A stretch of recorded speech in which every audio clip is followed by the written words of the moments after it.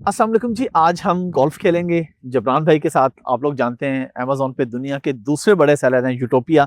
लेकिन आज हम इनकी स्टोरी के अलावा ना इनसे और बहुत सी काम की बातें सीखेंगे, पूछेंगे कि अगर किसी ने इस लेवल पे बिजनेस करना हो, जॉब छोड़ के बिजनेस की तरफ आना हो, तो बहुत सारी आपको इंशाल्लाह चीजें सीखने को मिलेंगी। जी जबरान भाई, कैसे हैं आप? खैरियत आई से? Am doing amazing, thank you.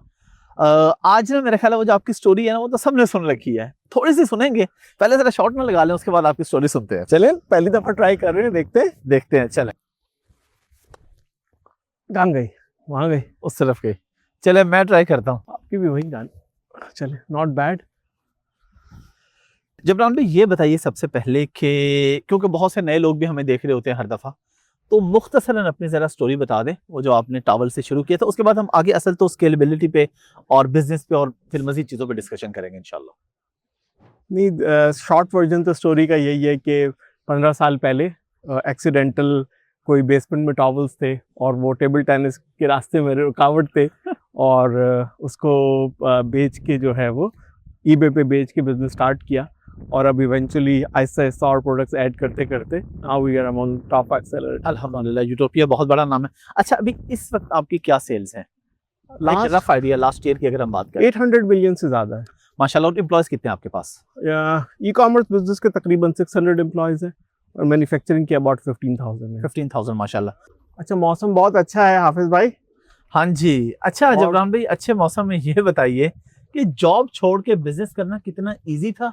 ये क्या कोई इजी डिसीजन था या मुश्किल डिसीजन था? इनमें बहुत मुश्किल होता है क्योंकि अच्छी जॉब हो। 4 साल तक तो मैं बिजनेस और जॉब को साथ साथ ही करता रहा हूँ ठीक है। और शुरू में तो जाहिर है कि यही था कि पता नहीं है कि बिजनेस किस स्केल पे होगा। जब वो एक खास स्केल पे आया तो ही पॉसिबल हुआ कि जॉब छोड़ी जाए और बिजनेस को फुल टाइम किया जाए। जॉब जब आपने शुरू की थी तब आप क्या ले रहे थे पर आवर, और जब छोड़ी थी तब आप क्या ले रहे थे पर आवर? तकरीबन मेरी 6 फिगर सैलरी थी, 140 के ठीक है। के करीब।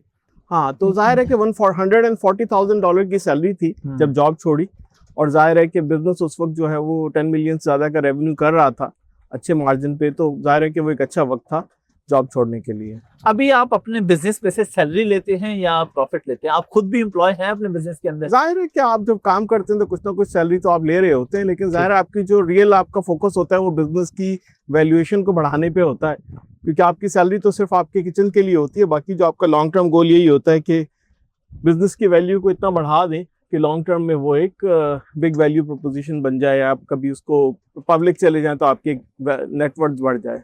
अच्छा, अभी ना बहुत से लोग डरते हैं कि शायद अमेज़न उन लोगों के लिए था जिन्होंने पहले कर लिया, क्योंकि ज़ाहिर है हम सर्विस प्रोवाइडर, हमारे पास अक्सर लोग आते हैं तो वो कहते हैं कि जी क्या अभी भी अमेज़न है?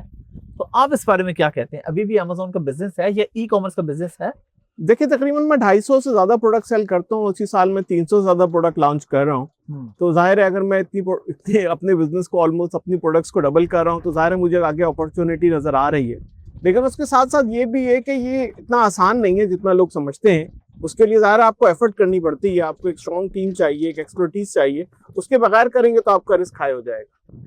हाँ हाफिज भाई, हमसे बॉल डायरेक्ट तो नहीं पहुंची, अब यहीं रख के हम प्रैक्टिस चले जैसे करते हैं, प्रैक्टिस देखते हैं जी क्या बनता है। जबरान साहब अमेज़न ई कॉमर्स के एक्सपर्ट हैं, तो देखते हैं एक्सपर्ट साहब गोल्फ में कितने एक्सपर्ट। फर्स्ट टाइम में कैसे करते हैं? चलें जी, आप ये शॉट भी देखें। ओ चलें जी, काफी करीब गई है। चलें जी, अब ये शॉट भी देखें क्या बनती है हमारे साथ।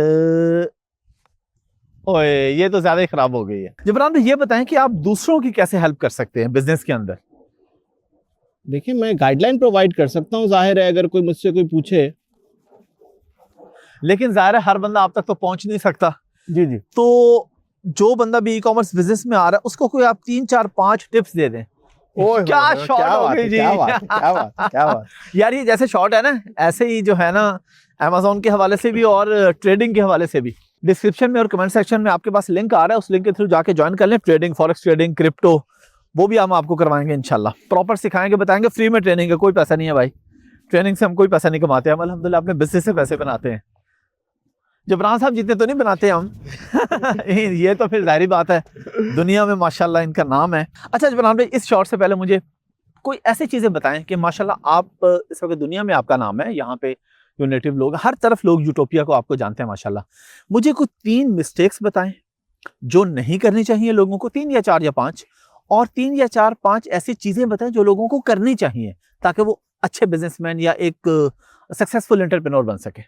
देखिए, सबसे ज़्यादा तो मैं लोगों को रेकमेंड करूंगा कि आप बिजनेस के लिए ट्रैवल करें। जो बिजनेसमैन जिनका ट्रेड से ताल्लुक है तो वो इंटरनेशनल ट्रेड शोज़ में जाएं। मैंने सबसे ज़्यादा जो बिज़नेस सीखा बाइंग और सेलिंग का या ट्रेडिंग का, वो मैंने कैंटन फेयर जो चाइना में होता है साल में 2 दफ़ा, वहाँ से सीखा। और वहाँ तकरीबन 5-5 दिन के फ़र्क से 3 डिफरेंट फ़ेज़ 1, फ़ेज़ 2, फ़ेज़ 3 होते हैं। आई थिंक अप्रैल में होता है और फिर अक्टूबर में होता है। तो वहाँ पे दसियों हज़ारों बूथ लगे होते हैं। हर बूथ पे डिफरेंट तरह की प्रोडक्ट लगी होती है और ज़्यादातर चीज़ें ऐसी होती हैं कि जो अभी कभी मार्केट में लॉन्च भी नहीं हुई होती। तो ऐसी इनोवेशन हो रही होती है, ऐसा आपको सीखने को मिलता है कि शायद अगर आप दिन में 24 घंटे भी काम करें तो आप 1% बिजनेस भी वहाँ पे चीज़ें नहीं देख सकते। तो आप सबसे ज़्यादा तो लर्न कर सकते हैं ट्रैवल करके, और दुनिया में जो ट्रेड शोज़ हो रहे हैं जहाँ पे, और वहाँ पे सारे एक्सपर्ट्स आ रहे होते हैं और एक ज़बरदस्त किस्म का कंपटीशन होता है। तो एक तो आप ट्रैवल करें और दुनिया के ट्रेड शोज़ में जाके देखें कि लोग बिजनेस करते कैसे। उससे मेरा ख्याल है, मैं बल्कि जो लोग कहते हैं ना कि जो लाहौर गया वो जमिया नहीं, तो मैं उसके लिए कहता हूँ कि जो कैंटन नहीं गया तो उसने अभी तक बाइंग और सेलिंग सीखी नहीं है। चले अल्हम्दुलिल्लाह, मैं गया हूँ कैंटन, काफी दफा मैं भी गया हूँ। इसका मतलब है कि कुछ सीख लिया है, मतलब हाँ, इतना जरूरी आप समझते हैं। मैं कहता हूँ कि भाई अगर कोई बंदा कहता है मैं ई कॉमर्स में बाइंग सेलिंग करता हूँ या किसी भी बिजनेस में मेजर बाइंग सेलिंग करता हूँ, ई कॉमर्स में हूँ, रिटेल में हूँ, और अगर वो कैंटन फेयर में नहीं गया है तो इसका मतलब ये है कि उसको पता ही नहीं कि दुनिया में काम होता कैसे है।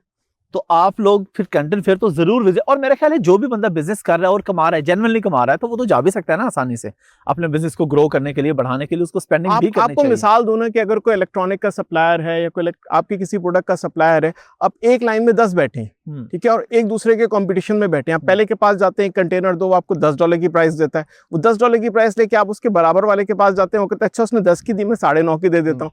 अच्छा, उसके बाद बराबर वाले के पास जाते कहते वो 9.5 के दे रहा है, तीसरा वाले कहते अच्छा चलो वो तो मेरा राइवल है, मैं 9 दे देता हूँ। तो आपका जो कंपटीशन होता है, जो माहौल होता है, जो एनवायरनमेंट होता है ना वहाँ पे, अगर आप उनको सारा टाइम फोन पे कॉलें करते रहें, अलीबाबा पे मैसेजेस करते हैं, वो आपको $12 कोट करेंगे। तो इतना डिफरेंस पड़ जाता है आपकी बाइंग एबिलिटी में। और मैं कहता हूँ कि ई कॉमर्स का आधा काम तो प्रोडक्ट रिसर्च का है, लेकिन आधा काम सोर्सिंग का है।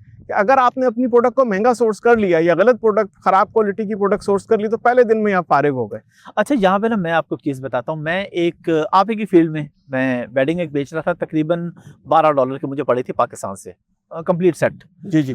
वो मैंने फिर चाइना में वर्किंग की, मैंने अपनी टीम को कहा कि वर्किंग करो, उन्होंने वर्किंग की, तो चाइना से मुझे उसकी फाइनल प्राइस मिली $9। फिर मैं खुद गया वहाँ पे नैनतोंग में गया, मैंने वहाँ जाके फैक्ट्री विजिट की, विजिट करके जब मेरी उससे फाइनल डील हुई तो वो मुझे $6 में मिली। मैंने उसे ये क्वेश्चन किया, मैंने कहा तुमने $9 मेरी टीम को दी थी प्राइस, अब 6 क्यों है?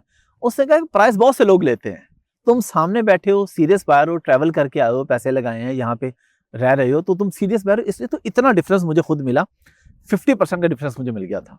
और अगर आपको इससे भी नेक्स्ट लेवल पे जाना है तो फिर आपको चाइना में अपनी सोर्सिंग टीम क्रिएट करनी होगी। ओके, वो भी नेक्स्ट लेवल है, क्योंकि जो चाइनीज लोगों से नेगोशिएशन करते हैं उसका कोई तोड़ नहीं है। वो तो हम नहीं कर क्योंकि सकते। अगर आपकी प्रॉपर सोर्सिंग की टीम है, जो आपके एम्प्लॉयज हैं, जो आपकी कंपनी के इंटरेस्ट के लिए काम कर रहे हैं, तो वो जो प्राइसिंग आपको दे सकते हैं, जितना अच्छा वो नेगोशिएट कर सकते हैं। और खास तौर पे आप देखेंगे जो प्राइसिंग है ना, ये वॉल्यूम गेम है।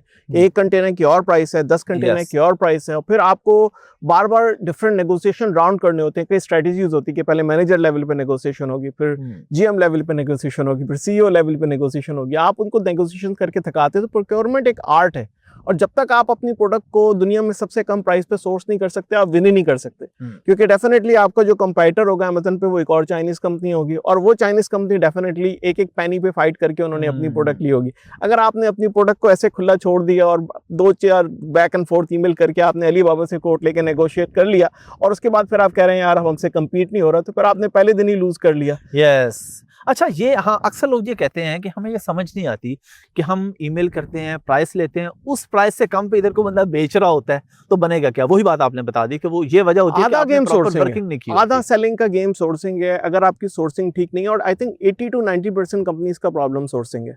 खास तौर पे जो नए लोग आते हैं फील्ड में, उनका मेन प्रॉब्लम सोर्सिंग है। अच्छा, आए जरा एक एक शॉट और लगाते हैं, और फिर अभी आपसे हम वो बात पूछेंगे जो काम नहीं करने चाहिए। ये तो आपने बताया ना जो करने वाले काम है। पहले जबरान साहब की बारी है जी, ये लगा रहे हैं। मीनवाइल आपके पास स्क्रीन पे नंबर आ रहा है भाई, उस नंबर पे आप राब्ता करके, अगर आप अमेजोन पे को लॉन्च करना चाह रहे हैं, ई कॉमर्स करना चाह रहे हैं, उसके लिए भी आप हमसे राब्ता कर सकते हैं। ट्रेडिंग के लिए, क्रिप्टो के लिए, फॉरेक्स के लिए नंबर भी आ रहा है, लिंक भी आ रहा है। उस लिंक के थ्रू जाके ज्वाइन कर लें, आपको फ्री में सिखाएंगे और आपको ट्रेडिंग करवाएंगे ताकि आप भी गोल्ड से, फ्यूल वगैरह से, क्रूड ऑयल से कोई पैसे पूसे बना सके भाई। चलें, करीब गया है। अच्छा जबरान भाई, अब आप अपने शॉर्ट के साथ बताइएगा क्या नहीं करना चाहिए, बिगेस्ट एवर मिस्टेक या बिगेस्ट 2-3 मिस्टेक्स। कि मैं ये कहूँगा कि अपनी कैपेसिटी से ज़्यादा काम नहीं करना चाहिए, क्योंकि बहुत सारे लोग होते हैं जो बहुत जल्दी में होते हैं कि बहुत क्विक ग्रोथ चाहिए, सारी आपने अपफ्रंट एक प्रोडक्ट में इन्वेस्ट कर लिया, या फिर आप एक बहुत ही एग्रेसिव कंपटीशन में चले जाते हैं। तो मैं कहता हूँ कि आपको अपने रिस्क को मिटिगेट करना चाहिए। और आपको खास तौर पे जो न्यू एंट्रेंट्स है ना, उनकी सबसे कॉमन मिस्टेक है कि वो बड़ी कैटेगरीज में एंटर हो जाते हैं। तो मैं न्यू एंट्रेंट्स को बार बार ये बताता हूँ कि भाई आप छोटी कैटेगरी से एंटर हो। और दूसरा ये है कि कॉपी कैट सेलिंग जो है ना आज की दौर में, वो सबसे बड़ी बेवकूफ़ी है। आप देखते हो कि जो बेस्ट सेलर प्रोडक्ट बेच रहा है, आप कहते हैं मैं भी वही बेच लूँ। उस बेस्ट सेलर के पास जो इकोनॉमी ऑफ स्केल है, जो कंपैरेटिव एज है, जो प्राइसिंग है, जो उसका पूरा बिजनेस है। अच्छा, फिर आप कहोगे अगर मेरे पास वो प्रोडक्ट ना हो तो मैं बेस्ट सेलर नहीं बन सकता। तो आपको प्रोडक्ट को इस तरह से लाना होता है कि वो वाले सारे फीचर्स भी दे जो बेस्ट सेलर दे रहा है, लेकिन उसमें कुछ ऐसी हो कि अगर आप कस्टमर सर्वे करा सकते हैं, कुछ 100 लोगों का इंडिपेंडेंट ओपिनियन ले सकते हैं, जिसमें लोगों को लगे कि आपकी प्रोडक्ट जो बाकी टॉप 4 या 5 बेस्ट टॉप 5 में है, उनसे ज़्यादा उसको वो प्रेफर कर रहे हैं। तो ये एक बहुत इंपॉर्टेंट एस्पेक्ट है कि आप जो अपनी कैटेगरी है ना, उसमें आप बहुत जल्दी ना करें, और बेस्ट सेलर्स को तो बिल्कुल ना करें। और आपकी सेम कॉपी कैट प्रोडक्ट जो आप लोग सालों से अमेजन पे करते रहे हैं, उसमें थोड़ा सा आप इनोवेशन लाएं, थोड़ी सी क्रिएटिविटी लाएं, और एक बड़ी कैटेगरी में जाके स्टक ना हो जाएं, क्योंकि आप बड़ी कैटेगरी में फिर आप फाइट नहीं कर सकेंगे और फिर आपके पास ऑप्शंस भी नहीं होंगे। अच्छा, अब एक और चीज़ बताइएगा मुझे, although you are not a service provider, but आपकी इतनी बड़ी कंपनी है, इतनी आप सर्विसेज ले रहे हैं, आपके पास एम्प्लॉयज़ हैं, स्टाफ है।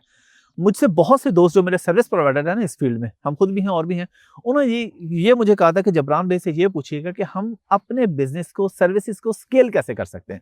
अब चाहे वो सर्विसेज हो, चाहे ई कॉमर्स हो, एम्प्लॉय रिटेंशन, आपकी एम्प्लॉय रिटेंशन रेट क्या है।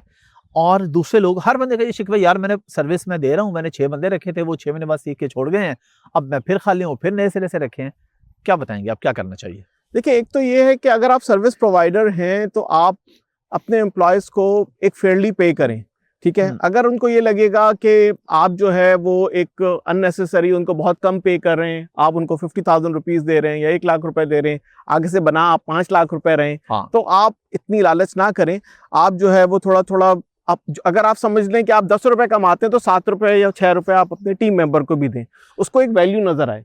तो आप उससे एक प्रॉपर शेयरिंग बेस पे करें। दूसरा ये है, ये तो आपकी एम्प्लॉय साइड हो गई कि आप उनका ख्याल रखें और उनके गोल सेट करें कि भाई अगर तुम मुझे ये अचीव कर दोगे तो मैं तुम्हें ये दूंगा। अगर तुम मुझे क्लियर हो कि भाई मुझे अगर 10% सेल्स ग्रोथ होगी तो मैं आपको ये दे दूंगा, 20% सेल्स ग्रोथ, ये अगर आपकी पीपीसी की परफॉर्मेंस 20% से एक कॉस्ट कम होकर 18% हो जाती है तो मैं आपको ये दूंगा। और मेन पॉइंट है इसके फिक्स सैलरी के अलावा उनको आपने कंपनसेट करना है, आपने उनको कमीशन आप उनको कोई कमीशन नहीं दे रहे, आप बेसिकली उनका जो उनको एक केपीआईज दे रहे हैं कि ये आपके गोल्स हैं, अगर आप ये जब वो गोल अचीव कर लोगे तो मैं आपकी सैलरी बढ़ा दूंगा। ठीक है, तो आप उनको एक तरह से इंसेंटिवाइज करते हो। दूसरा, आप जो अपना कस्टमर साइट है, इसी तरह आप अपने आप भी रखो कि भाई मेरा बेसिक, आप उनसे सर्विसेज कम चार्ज करो, लेकिन अपना सारा जो है उससे ये कहो कि ठीक है, अगर मैं आपकी परफॉर्मेंस बेहतर कर दूंगा, मैं आपके प्रॉफिट बेहतर कर दूंगा, मैं आपका काम बेहतर कर दूंगा, तो आप उनको सर्विस प्रोवाइड करो। लेकिन लोग क्या होता है कि लोग नए कस्टमर्स पे ज्यादा फोकस करते हैं लेने पे, और एग्जिस्टिंग कस्टमर्स के काम पे ध्यान नहीं देते। आपको आपका जो मेन कस्टमर है ना, आपने उससे बार बार बात करनी है, हर हफ्ते बात करनी है, और उससे ज्यादा उसके बिजनेस को समझना है कि उसकी पीपीसी में क्या प्रॉब्लम है, उसके इमेजेस में क्या प्रॉब्लम है, उसकी लिस्टिंग में क्या प्रॉब्लम है, उसके कंपटीशन क्या कर रहे हैं, मार्केट में नया क्या हो रहा है। आप उसको सोर्सिंग में हेल्प कर सकते हैं। आप ये ना समझे कि आपका स्कोप जो है ना सिर्फ पीपीसी है। आप उसको कहें कि नहीं, आप मेरा स्कोप लिमिटेड ना रखो, मुझे अपॉर्चुनिटी दो कि मैं आपको और चीज़ों में भी एडवाइस करूं, और जब वो कमाएगा ना तो आप कमाओगे। तो आप अपने आप को एज अ बिजनेस पार्टनर समझो, ना कि आप उसको अपना कस्टमर समझो। और आप जो कस्टमर आपको मिल जाए ना, फिर आप उसी के बिजनेस को एक्सपेंड करने पे फोकस करो, ना कि देखो आप 10 कस्टमर ला सकते हो जो आपसे नाराज हो, या आप 1 कस्टमर ला सकते हो जो आपसे बहुत खुश हो और जिसको आपसे बहुत प्रॉफिट हो, और फिर वो आपके साथ अपने बिजनेस को एक्सपेंड करना चाहे। क्योंकि आपसे बेहतर और अच्छी रिसोर्सेज तो उसको दुनिया में कहीं नहीं मिलेंगी, क्योंकि पाकिस्तान में जो आपका जो वर्कफोर्स का आर्बिट्राज है वो बहुत अच्छा है। तो एक अच्छा अगर आपको पार्टनर मिलता है तो आपने मेक श्योर करना है कि उसका बिजनेस ग्रो करे और आप उसको ऐसे सर्विसेज प्रोवाइड करें कि उसको एक वैल्यू मिले उसमें। तो जब वो उसको वैल्यू मिलेगी तो फिर जाहिर है कि वो इधर उधर नहीं जाएगा। तो लोग क्या करते हैं कि बार बार नए कस्टमर्स लेने की कोशिश करते हैं, और उसमें भी सबसे अहम ये है कि आपको जो ई कॉमर्स के इवेंट्स होते हैं वो अटेंड करने चाहिए। जब आप ई कॉमर्स के इवेंट्स अटेंड करते हैं तो उसमें डिफरेंट तरह के लोग आते हैं, डिफरेंट, और वो फिर आपका जो कस्टमर होता है ना, वही आपका सबसे बड़ा बिजनेस लाने का टूल बन जाता है। उसको लगता है मुझे फायदा हुआ तो अपने दोस्तों को जाके बताता है कि यार मैं तो पेट्स प्रोडक्ट बेचता हूँ, तुम सप्लीमेंट्स बेचते हो, इसको ले लो, ये बड़ा अच्छा है। जबरान भाई, ब्रांड बिल्डिंग के हवाले से बताइए प्लीज कि अक्सर लोग ऐसे होते हैं कि जो बिजनेस कर रहे हैं वो कह रहे हैं यार ठीक है, इतने $1000 या इतने आ जाते हैं, बस ठीक है, गुजारा हो रहा है, बल्कि अच्छी लाइफ गुजर रही है। अपने ब्रांड को बड़ा ब्रांड कैसे बनाया जाए, मार्केट में अपने आप को कैसे पहचान बनाई जाए? अच्छा देखिए, हम पाकिस्तान में ना ब्रांड की पावर को समझते नहीं है कि ब्रांड कितनी बड़ी चीज़ है। मिसाल के तौर पे आपने अगर एक कार्बोनेटेड ड्रिंक है यानी सोडा है, उसमें कोई $200-300 मिलियन का रेवेन्यू कर लिया, भले आपको प्रॉफिट भी नहीं है, तो पता नहीं आपकी कोई 500 मिलियन या $1 बिलियन की वैल्यूएशन हो सकती है। तो आप एक तरफ तो देखते हैं कि बिजनेस अभी नया स्टार्ट हुआ है, आपकी नई कोई ड्रिंक है, पॉपी है या जो भी है, वो वायरल हो गई। अब पेप्सी को और कोका कोला जैसी कंपनियों को लगा कि हमारा बिजनेस खतरे में पड़ गया है। तो आजकल जो टिकटॉक है और दूसरे मैकेनिज्म है, यूथ है, अगर आप किसी सही कैटेगरी को पकड़ लेना और अगर आप कोई तगड़ी ब्रांड बना लें ऐसी कैटेगरी की जिसका, जैसे आप सोडा है वो तो तकरीबन हर घर तक पहुंच सकता है ना, बिल्कुल, हर बंदे को दिन में पता नहीं एक सोडा पीना है।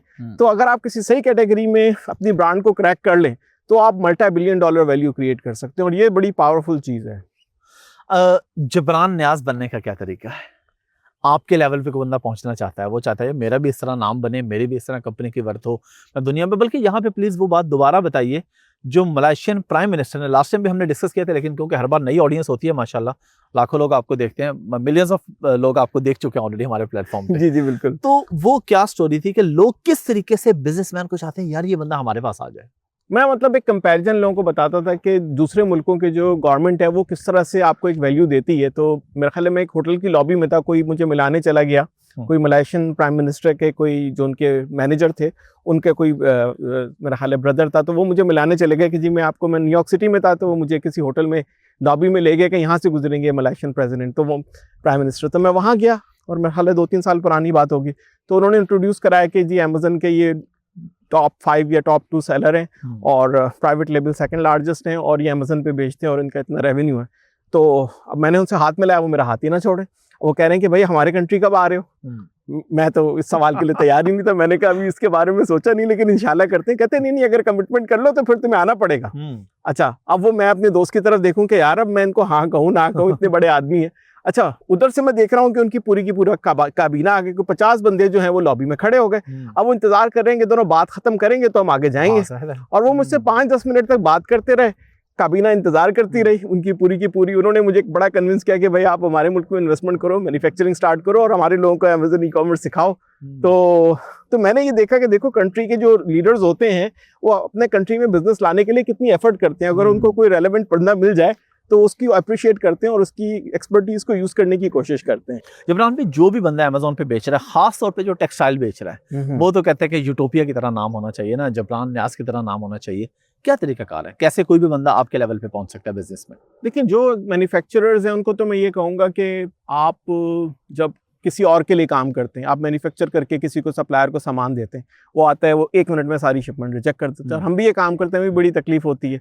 वो कहते हैं कि जी हमें ये अच्छा नहीं लग रहा, हमें वो अच्छा नहीं लग रहा, ये 1 इंच ये बोइंग आ गई, ये 1 इंच अपने ज़्यादा फोल्ड कर लिया, तो यानी कि वो बड़े उसमें, और फिर उससे वो फिर डिस्काउंट लेते हैं, फिर आपको अब्यूज़ भी करते हैं, जी शिपमेंट लेट हो गई 1 महीने, अब ये हो गया।